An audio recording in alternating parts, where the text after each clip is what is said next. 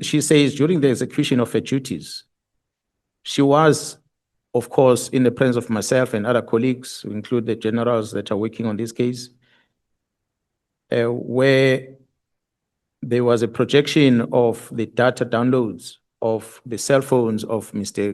Matlala. The two cell phones where the information came from Mr. Matlala was a iPhone 16 as well as iPhone 15. And it was discovered during these downloads that there were communications on cell phone numbers of General Cele, and General Cele's numbers were saved on these phones. And the numbers are reflected on my statement at paragraph 7.2.1 and 7.2.2. As you can see, these numbers were saved with particular names, Ndosi and Cele. For those who does not know, Ndosi is a clan name of Cele. So you'll assume that when a person talks about Cele or Ndosi, he talks about the same person. The analyst then explained that in the very same phone, there were also chats that were coming from a different number, which is reflected on paragraph 7.3. And this communication that is dated the 27th of December, 2024, it was a communication between Vusmus Matlala and the person on this number that he had saved as Babndos. So right at the onset, you'll assume that Babndosi might be a Cele person, not necessarily General Cele, but might be a Cele person because it's a clan name. But where the error happened, and honorable members must see there on record, and we are reflecting that especially on paragraph 7.5 of the statement. The number that is reflected on paragraph 5.2.1 above, which reads 072-207-3518. That is a number of General Cele. And the number that was communicating on text with Matlala that was saved in Matlala's phone and saved as Babndosi, or the address that Matlala uses, the number reads 072-204-3518. So on the glance, as the members can see, the two numbers are almost similar with a difference of only one digit, right in the middle. That's one digit that differentiates between the two numbers. The system that an analysis notebook that the analyst was using in punching the numbers and tracing the communication, I think the system drew a different number because of this confusion in the middle. Now, the analyst does submit a statement, or she has submitted a statement, both before this committee as well as on a criminal investigation that has been investigated by IPIT as a result of a case of perjury that Mr. Adams, the honorable member of this parliament, have opened as a result of that error. So she did submit, which we will have to account for on the criminal investigation. But she did submit her statement to explain how this error occurred. So we were upfront to withdraw that statements made. We've put in a statement supplementary in that regard, and we are here today to submit an explanatory statement on how this error between these two numbers occurred. Honorable Chair and members, we also believe that the very same Vusmus Matlala made the same error.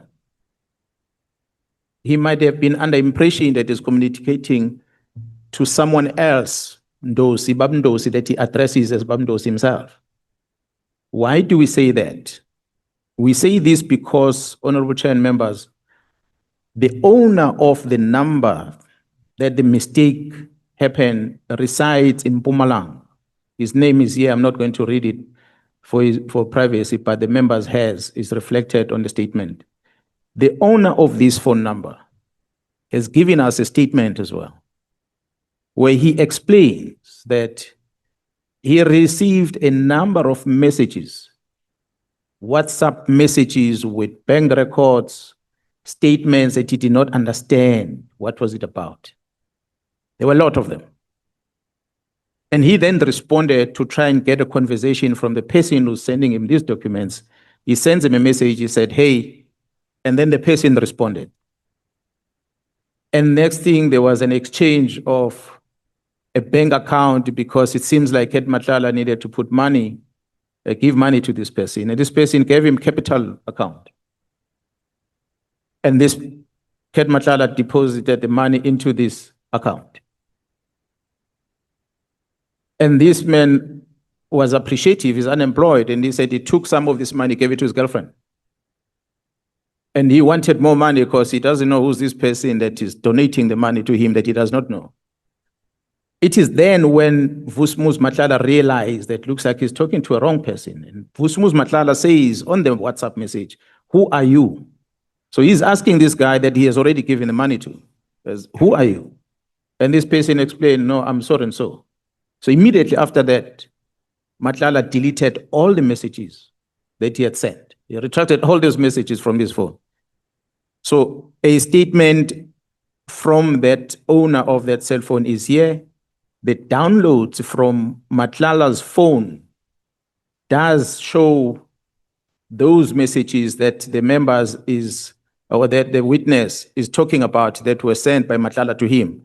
And they are reflected, attached to the statement, at the back of the statement, that the members will be able to see them. Right at the back, there's quite a lot of messages that Matlala had sent to this guy, and he later deleted all of them.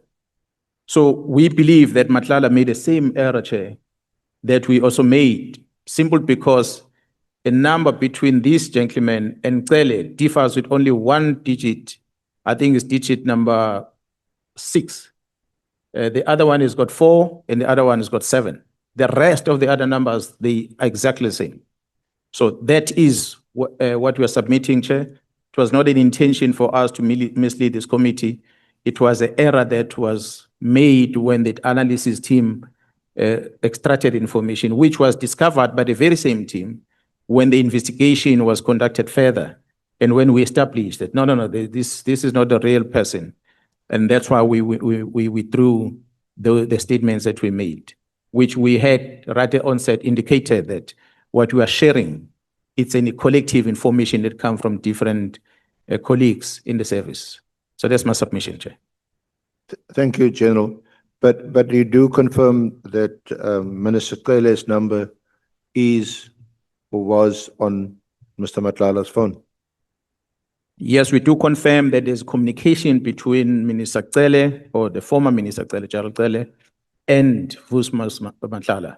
The only thing that we're withdrawing, it is the WhatsApp communication, and subsequent to that, a bank account and the proof of payment. And we had said, if I may add, Chair, that in our response here, we did say that there was a communication between the General and Matlala. But subsequent to that, there was a bank account that was shared, and the bank account belonged to a third person. And there was money that was moved into that bank account of that third person. And we were to investigate whether that third person is not associated to Gerald Cele. That's what we said on record. So it is that investigation that revealed that actually those two are not related. So the person who actually did get the money just thought that Christmas came early. He was getting a gift from some unknown person. Yeah, well, not connected at all to Kat Matlala or to former Minister Cele. Indeed, he does tell us that he enjoyed that money and he shared it with his girlfriend. Is there any connection to the Ndosi number? And because you say Ndosi is a clan name for Cele. It is Kat himself that addresses him as Bamdosi. So that's why we believe that he saved this, and this person is got no relationship with Cele clan. He goes with a different surname. Without disclosing the details of the person, maybe I can indicate his surname. His surname is Mhlanga. So he's nowhere closer to Yeah. to the clan of Cele. Now, apart from what on your evidence appears to be a genuine mistake, what made you believe in the first place that Matlala would have sent money to former Minister Cele in this fashion? Honorable Chair, the investigation team, as they were interacting, and we get to see the communication between General Cele and Matlala and the relationship that is between the two of them. It is that what became suspicious as to, but why would General Cele associate himself with this person? And further colleagues that we're talking to, of which some of them I spoke about, and we're going to discuss it later today. A colleague of mine who's the head of human resource management in the South African Police Service, that is Lieutenant General Mkhwanazi, who had indicated to me that General Cele was adamant to want to see him in order to discuss the contract that Matlala had in the police because there were no orders coming. She said to me that this was after the Durban engagement with Matlala when I spoke to her. And she said to me, General Cele was even so adamant that he wanted to travel to Velkom when she was in Velkom to come and meet with her. So it is that made us to realize that there was that effort from General Cele to make sure that Matlala is assisted to some degree. And of course, the generals going to the accommodation of Matlala in Pretoria, which has already been presented here, that is known. So those are some of the things that made us to feel that there is something that is questionable relationship between the two of them. So when the analyst then starts seeing this conversation, and on the glance, she can come and demonstrate how the system dropped this information that appears to be the General Cele that WhatsApp, the error occurred. We had no reason but to believe that there is something to be investigated between the two. And considering the fact that this contract, when it was awarded, we are not saying that there was any role that the general played, but when this contract of Matlala was awarded, Minister Mkhwanazi was not in, when the process started, Minister Mkhwanazi was not in the organization at the time. General Cele was the executive authority at the time. So at least on the face of it, there appeared to be some connection, and so when you miss one digit on two numbers that look almost exactly the same, there's no reason to think that it was done maliciously or with some ulterior motive. No, definitely, there was no ill intention. Yeah. That's why we withdrew and made an apology upfront. Now the one person whose name does feature prominently in the WhatsApp exchanges between Mr. Matlala and Mr. Mkhwanazi is Minister Mkhwanazi. And Minister Mkhwanazi had handed up an affidavit that was deposed to by Mr. Matlala, where he says words to the effect that there's no relationship, no connection. I forget the exact wording now, but some